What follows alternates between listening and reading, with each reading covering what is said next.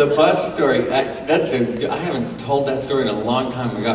I grew up in Massachusetts in Cape Cod, and we had this big yard. Hey, right here. Yes, that's my girl, my Boston girl. Yep. And so I used to love driving big stuff. Like I've always just driven. Well, I grew up. I always had an ATV and a four-wheeler, and my dad had riding lawnmowers and tractors and stuff like that. And so I was always driving, and he taught me to drive when I was 8 on a little Toyota pickup truck, 1982. It wasn't 1982. Well, maybe it was. Yeah. Oh my God, it was not too far off that. Anyway, so it was a little Toyota pickup truck, and he taught me how to drive on that. And then we also, my family's like in the cranberry bog business, and so you know what cranberry bogs are? Yeah. I guess you could probably figure it out. I don't know. Bogs.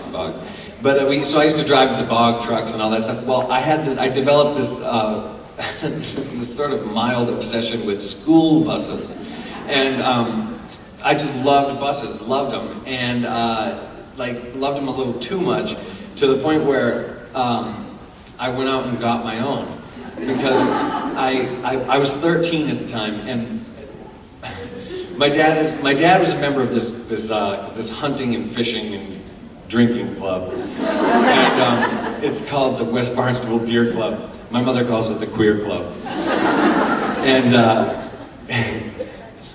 and she also calls it something else too. But my dad, for years, has just gone over there and gotten in trouble. And wait, should I tell you the new name? Yes. It's bad. I blocked your little one's ears. Yeah. So my mom's friend Peggy, who she goes out with all the time. Peggy started calling it Camp Cock. And she'll walk into our house and be like, "Hey Dave, going over the camp?" And he'll be like, "What?" And then he calls her all sorts of names that you would not believe.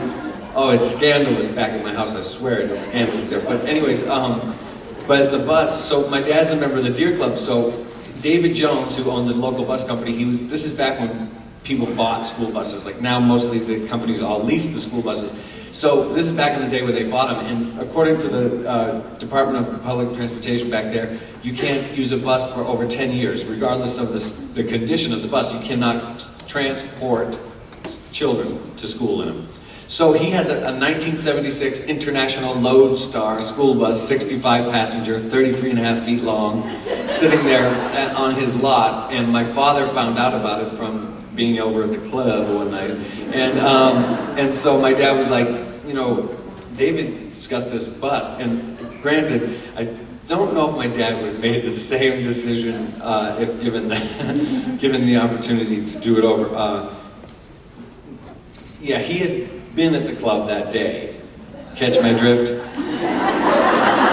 So he came home with the idea fresh in his head, and so he's like, "Let's go get that bus, boy!"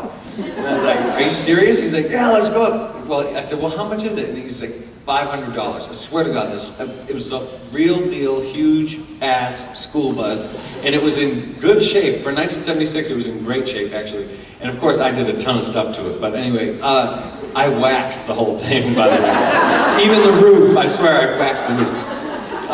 But like, me and friends would sleep in it, and like across the seats, and oh, it was just too much. But when I bought it, the whole town went crazy about it, because they had always seen me driving around on my little four-wheeler all the time.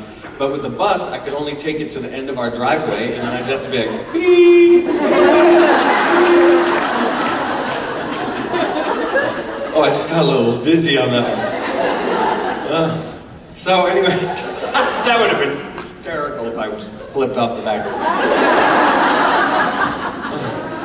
So anyway, so I would just go up the driveway, but our driveway was really long. Like, it was probably twice as long as this room. So like, would give me a little bit of distance, you know, just to get it into, well, second gear, that was it. But so then I would just back down and then go back up again or whatever. And I mean, thinking about it now, it seems nuts! Nuts. Because I was 13, by the way. So I was like, at the time I thought I was perfectly normal and capable of handling this bus, and I could drive it really well. But one of my neighbors didn't think so, because she Well, let me see if I'm telling it in order. Yeah. So wait. So I'm 13, I buy the bus, it's in the front page of the newspaper. Youngster turns vision into reality. Standing up against the bus with a pair of jams on, you remember jams?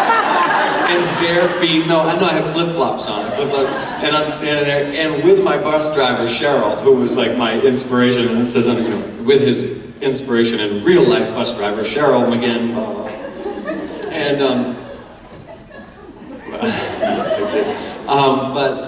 so anyway, so the paper, so I guess it was just like a matter of time, so I found this out later, because I had sort of seen the cops around a few times when I was on the four-wheeler, and I didn't want to get caught on that, so I used to just kind of ditch down little trails that I had around.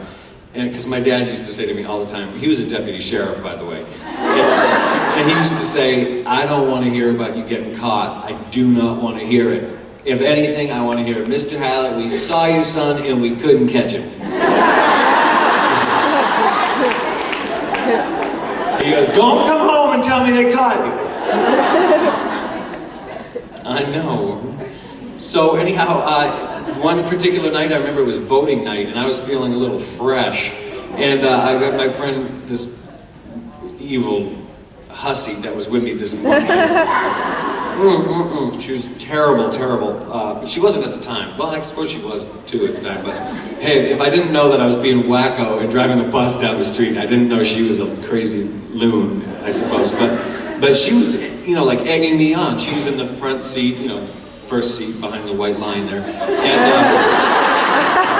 And I had gotten to the end of the driveway, and it was like 6:30 or 7 o'clock, and it was wintertime on the Cape, and it is dead there. So, like, the sidewalks roll up. Well, she was right there, and she was like, come on, Andy, haven't you ever wanted to get it out of second gear? Well, I suppose so, yeah.